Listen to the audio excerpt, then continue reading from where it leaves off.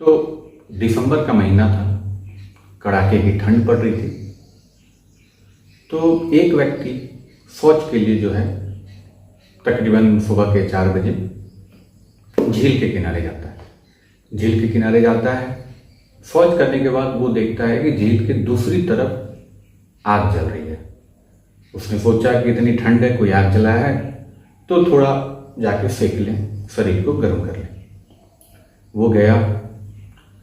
जब गया तो वहाँ पहुँचने के बाद उसे पता चला कि आग के साथ साथ एक अलग सी बदबू आ रही है, कुछ जलने की, जैसे किसी का कपड़ा या बाल जलने की स्मेल आ रही है।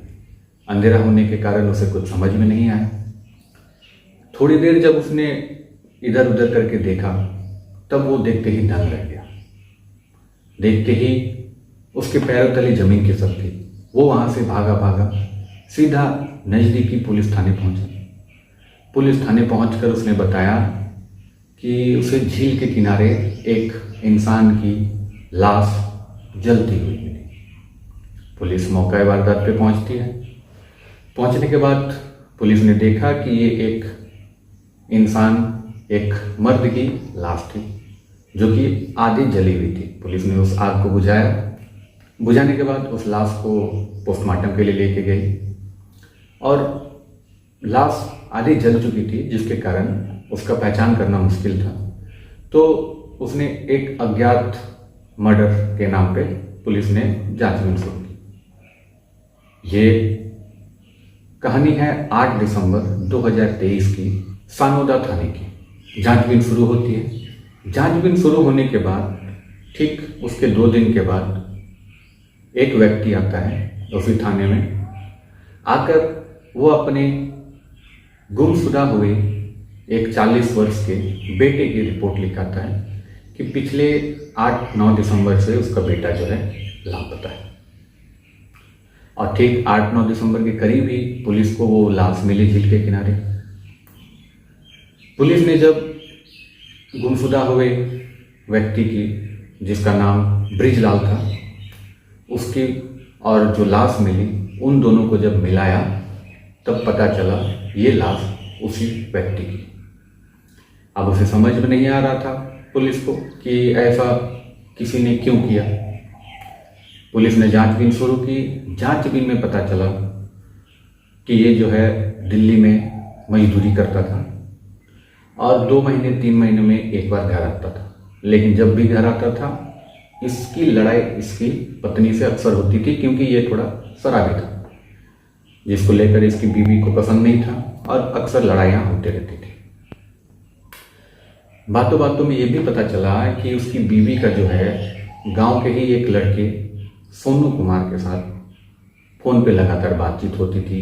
दोनों के बीच कुछ था, लेकिन इसकी पुष्टि नहीं हुई थी। पुलिस ने जांच के लिए बुलाया, मृतक की पत्नी को बुलाया और उसके सोनू जो उसका आशिक है उसको बुलाया।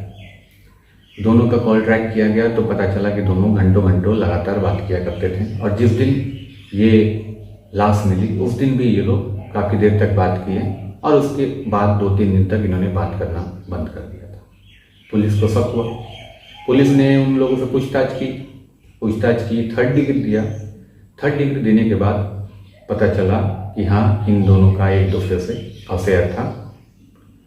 और जब और भी तोड़ मड़ोड़ कर इनसे सच उगलवाने की कोशिश किया गया, तब इन्होंने एक्सेप्ट किया कि वो जो ब्रिजलाल की लाश मिली थी उसे हमने ही मारा था और हमने ही उसे झील के किनारे रजाई में लपेटकर जलने को छोड़ दिया था। जब पुलिस इसके बारे पूरा जांचबीन करने लगी तो उन्होंने कबूला कि ब्रिजलाल की पत्नी और ब्रिजलाल के आपस में कभी नहीं बनती थी और ब्रिजलाल यहाँ रहता भी नहीं था, जिसके कारण उसकी बीवी जो है उस सोनू के साथ करीब आ गई और दोनों में प्यार हो गया। प्यार होने के बाद अब अगर उन दोनों को मिलना है तो उसके पति को हटाना होता, इसलिए उन्होंने प्लान किया। और जो सोनू था वो गांव के ही एक नज़दीकी मेडिकल शॉप से नींद की गोली लेकर आता है और ब्रिजलाल की पत्नी को दे देता है। ब्रिजलाल की पत्नी रात को खाने के साथ नींद की गोली मिलाकर उसे खिला देती है। वो पहले से नशे में था, उसे और कुछ समझ में नहीं आया और वो बेहोश की हालत में सो गया। जब सो गया तो उसकी पत्नी ने सोनू को कॉल करके बुलाया। सोनू आने के बाद उसने गमछे के सहारे उसका गला घोंटकर जान ले ली और उसी के घर की रजाई में लपेटकर उसका दोस्त जो कि बाहर वेट कर रहा था उसके साथ बाइक में लाश को चढ़ाकर रात के तकरीबन 2 बजे उस झील के किनारे फेंक कर जला दी। पुलिस को यह गुत्थी सुलझाने में तकरीबन 9 महीने का समय लगा था, लेकिन उन्होंने आखिरकार इस केस को खत्म ही कर दिया, सुलझा दिया।